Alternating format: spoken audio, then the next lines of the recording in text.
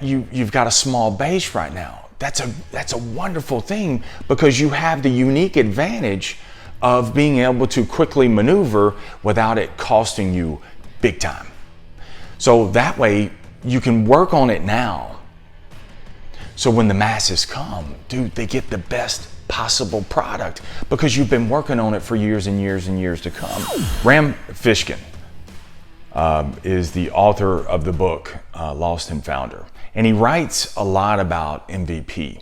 And what MVP is it stands for minimum viable product, meaning what's the minimum thing that a company can put out there and be viable, meaning they can put it out there, it'll work, and it's got room to expand as well. An MVP for a company, for a behemoth like Nike, is going to be different than an MVP for a guy that's starting up Johnny's hoodie shop. See, when Nike puts something out there, because they have millions of followers and millions of buyers, they have to carefully select what they put out there into the world. Because if they make the wrong decision, then it can, with that MVP, they can put it out there and it could not resonate well with the public and could tarnish their brand. And it could take years for them to actually recover. What Fishkin calls is MVP hangover.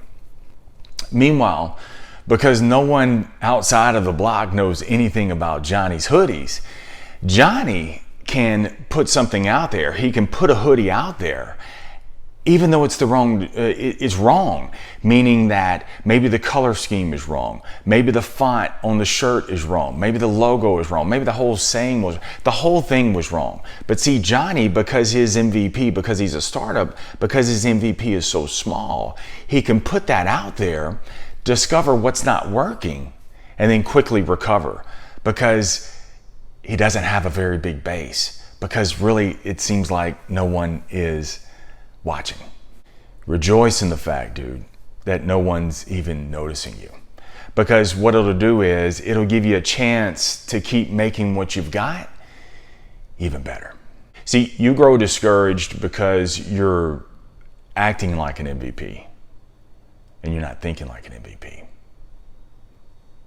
And see, in your mind, you think, whether it be in sales, whether it be a blog, whether it be a podcast, whether it be a YouTube channel, real estate, whatever it is, you think in your mind that you can go toe to toe with the best of them. That, you know, I can put my work against the top producers, the ones who are banging in the industry. Because you act like an MVP, you think that's your best work. And you quickly get discouraged when no one's showing up to buy your work. No one's even showing up to listen to your work. No one's even subscribing to your work. That's why you gotta work like an MVP and don't act like one. See, what you think is your best work is going to pale in comparison to the product that you produce for the masses later. And see, right now, dude, you can afford to put something out there and discover what's not working, make the necessary adjustments, and keep moving with minimal impact, because no one's watching. For now. Which is a blessing. See, you can work with your MVP. When you work with your MVP, that means that you can go back to the lab and keep working on that product, which is brand new. Let me bring you down to my world. After 500 episodes of The Sales Life, I put something out there that I want to go with 2 additional podcasts. So I wanted to come out with The Sales Life Junior and The Sales Life on Sales. The Sales Life Junior are episodes for junior adults that are elevating and evolving into having to make senior decisions. Senior decisions living on their own, buying things their own, having to be independent, make career decisions, all those kind of different things. So I said, you know what? There were things that when I was in school, nobody taught me. So maybe I could reach those with the Sales Life Junior. And then the Sales Life on Sales was strictly sales related. See, I didn't want to water down the sales life. The sales life is building the life skills of selling. No matter how low or how high you are, you've got to develop more skills, which is the 8 C's, the 8 cores. But for the Sales Life Junior, I wanted to market that more toward juniors, junior people, and the Sales Life on Sales toward sales professionals. Well, if I lumped it all into the Sales Life, that one solitary podcast, I felt like it would water it down, and you didn't know what you were coming to listen to every single day. You may be coming to listen to something on sales. You may be all of a sudden listening to something that doesn't resonate for me because I'm 46 and you're addressing things for an 18-year-old. Marsh, it doesn't mean anything to me. So what I decided to do is I'm gonna split them off into 3 podcasts: Sales Life, Sales Life Junior, Sales Life on Sales.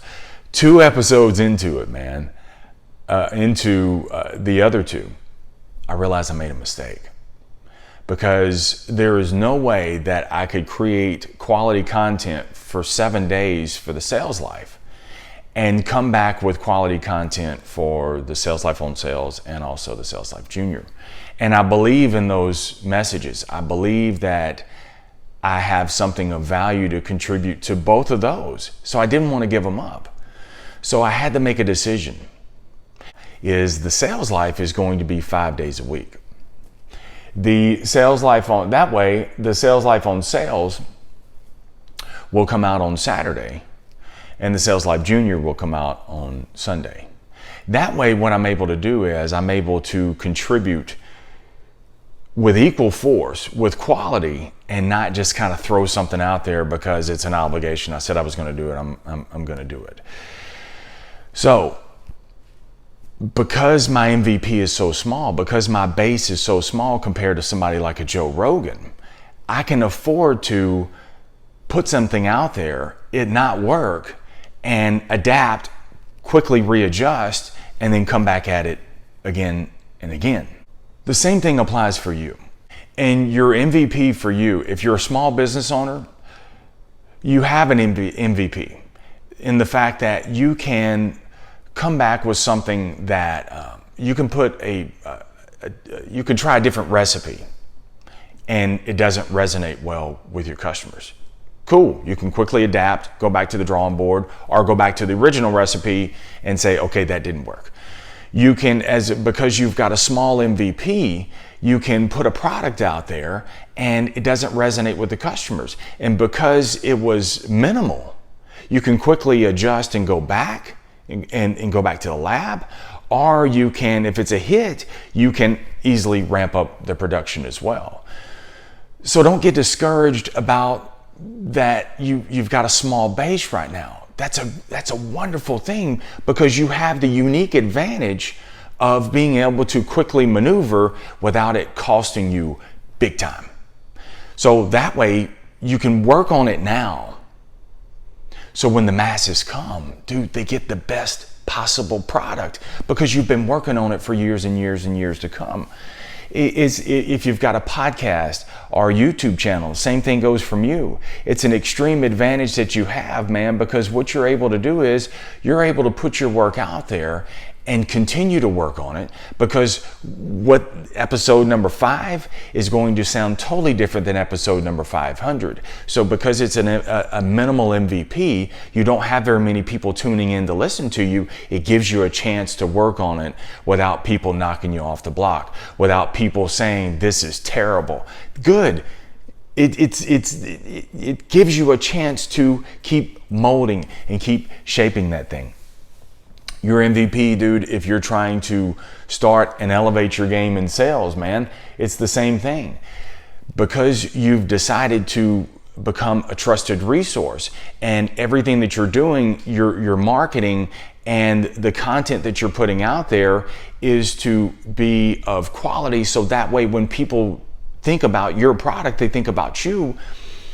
Because you've got a small MVP right now, because you're just starting off in sales, or because you're just elevating your game, even though it's not working, dude, don't get discouraged. When you get discouraged, that's because you're acting like an MVP. You think, hey, I'm here, show up, instead of working like an MVP. If you work like an MVP, then what you're able to do is you're able to say, you know what, that ain't really resonating. I'm not getting a lot of traction. I'm not getting a little feedback on that. So I'm going to work with something different. If it is good, then you can actually increase the intensity, saying that, you know what, I'm on the track. It doesn't mean you stay on that track either though, because what you've got to do is you've got to keep elevating your game as well. Acting like an MVP, dude, is going to make you want to retire early.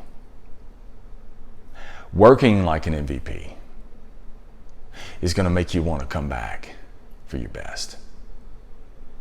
So what's your takeaway from today's episode? Are you acting like an MVP? Are you thinking like an MVP? Okay? So are you working like an MVP? You got to work like an MVP.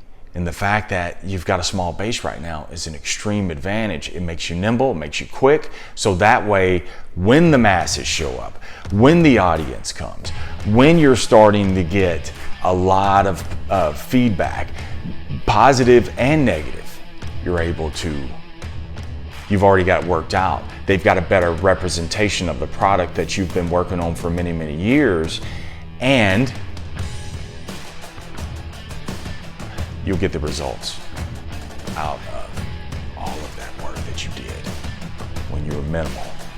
All right? Remember, never settle. Keep selling your way through life, no matter what. Love to hear your comments, your takeaways from today's episode. Hey, you've reached the end of this episode, but you have not reached the end of the sales life.